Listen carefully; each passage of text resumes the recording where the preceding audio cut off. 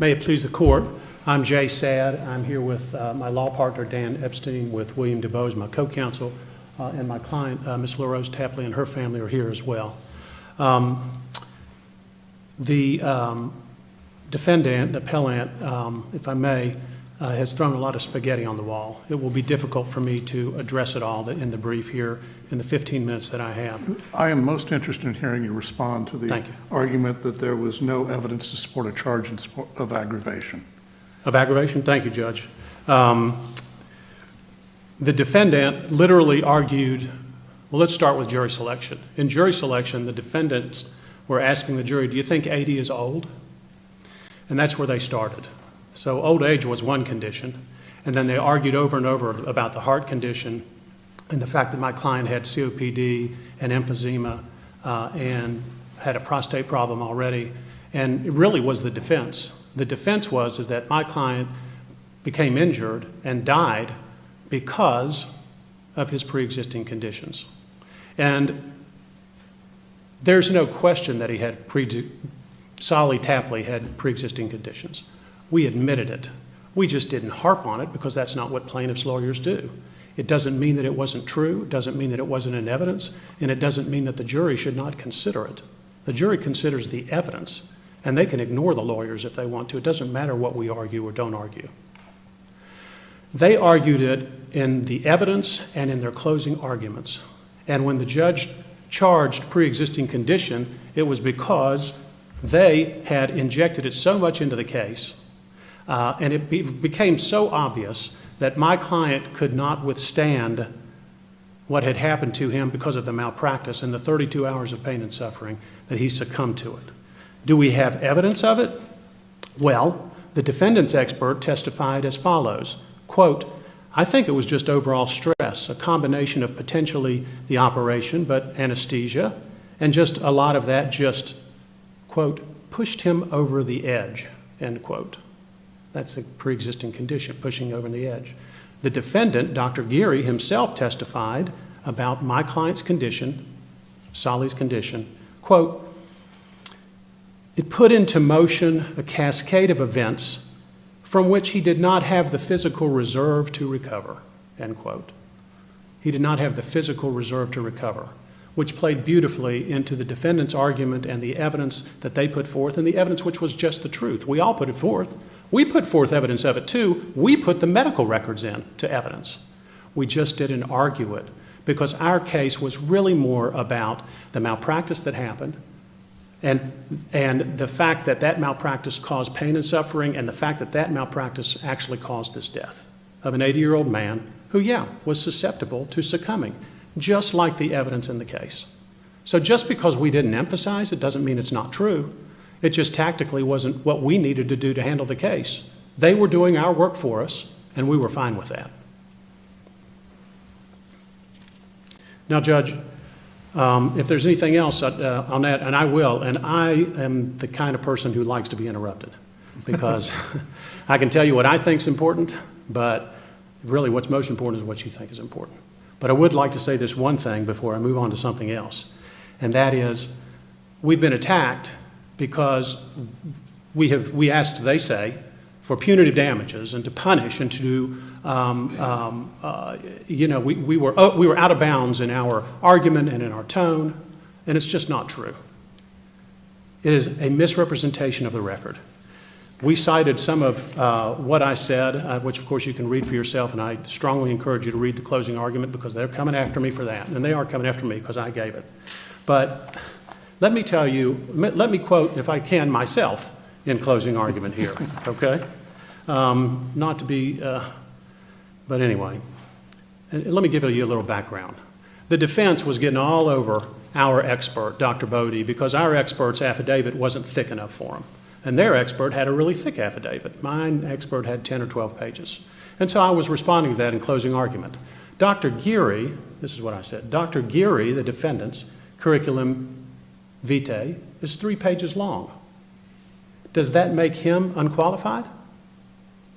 We never said that. We're not getting on him because he has a 3-page CV. We're not even saying that he shouldn't be a medical doctor. And we're not saying that he did anything intentionally wrong, but he breached the standard of care, and that's what killed Solly, and that's why we're here, end quote. That's what I said.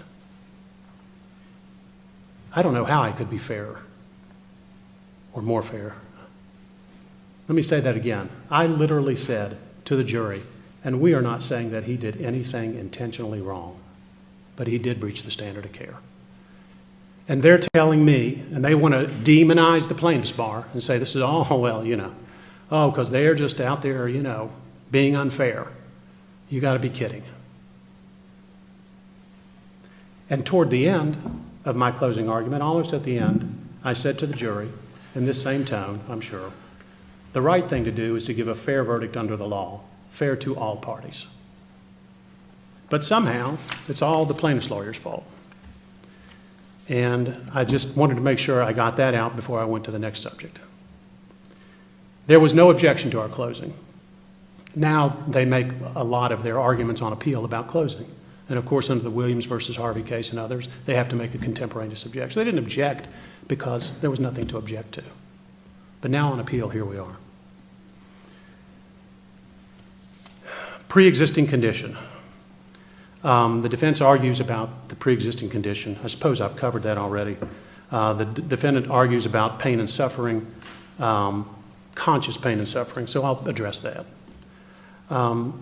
They argue that there's no evidence of pain and suffering, although I heard a little different today. Oh, maybe there was some pain and suffering, but maybe there wasn't some.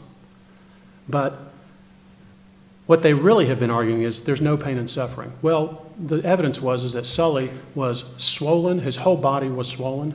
He had abdominal distension. He had a trach down his throat. He had tubes in him.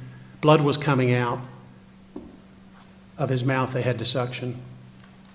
And the defense keeps talking about sedation. Well, he was sedated, and so, how could he have any pain? And that is really hard to believe, because the sedation was for pain. The fact that he was sedated proves that he was in pain. That's why they give it. They didn't give it to him to keep him still. They kept it to him because he's in pain. And I'm sorry, I don't know the answer to this question. Was he sedated in the sense that under anesthesia, or was he just taking a high dose of pain pills and didn't? That's different. That's a very good question. Yes. And we didn't get into this at trial, and the defense didn't either, by the way. If they wanted to prove that he was unconscious, they could have called witnesses to say that. That's not the evidence. There's a huge difference between sedation and being anesthetized, anesthesia. And it's a spectrum. And I got to tell you, this is not an evidence. Okay, well, then you don't have to go there. I wasn't sure if that was in there somewhere, and I missed it. We didn't get into it because we thought it was so clear. Then it wouldn't be relevant to us either. Yeah, exactly. If they thought that he wasn't if he wasn't conscious, then what you do is you ask your doctors. You say, well, was he conscious? Was he experiencing pain? And the doctors, they'll get a doctor to say, no, he wasn't experiencing pain, but he was. How do we know that? Well, when the family comes in, LaRose comes in, and she looks at her husband, and he's not saying anything because he's sedated. And Dr. Geary says, you can talk to him. He can hear you. It's okay. And the medical records aren't what the defendants say they say. He's unresponsive, of course, because he's sedated, okay? But the medical records also say that he is reactive to pain. He has abdominal pain. Abdominal guarding, abdominal tenderness with palpation. Palpation means doing that. So there's plenty of evidence there about pain and suffering. And Judge Lewis, when Judge Lewis reconsidered all of the evidence, including the medical records, because the judge, a trial judge, as you know, doesn't read the medical records. The jury reads the medical records, which we put into evidence when they go back. On a motion for new trial, the judge was able to read the medical record and say, wait a minute. It says he's in pain here. He's reacting. He has abdominal pain, et cetera. And the defense has been telling me he's not in pain. And so what Judge Lewis wrote, what she wrote in her motion for new trial order was, in response to this idea that there was no evidence in pain and suffering, she said that is a, quote, false assertion, end quote. That's strong words from a trial judge who basically ruled in their favor on every objection, which was fine. and strong words from a trial judge who heard all the evidence and was there, considered it carefully, had a hearing, and wrote, that assertion that there's no pain and suffering was a, quote, false assertion, her words.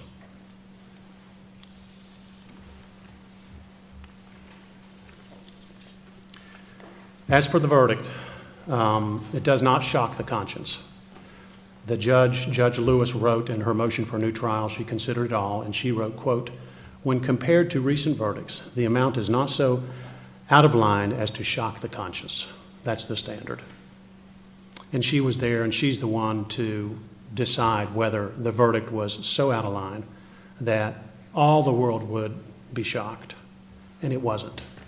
And if you knew Solly Tapley, and you were there to hear the evidence, you can read about it, of course, and you were to hear from the family, to hear what a wonderful man this man is, and was, what a great father he was to his grandson. Basically, he raised his grandson, and how he worked all his life so he could enjoy his golden years.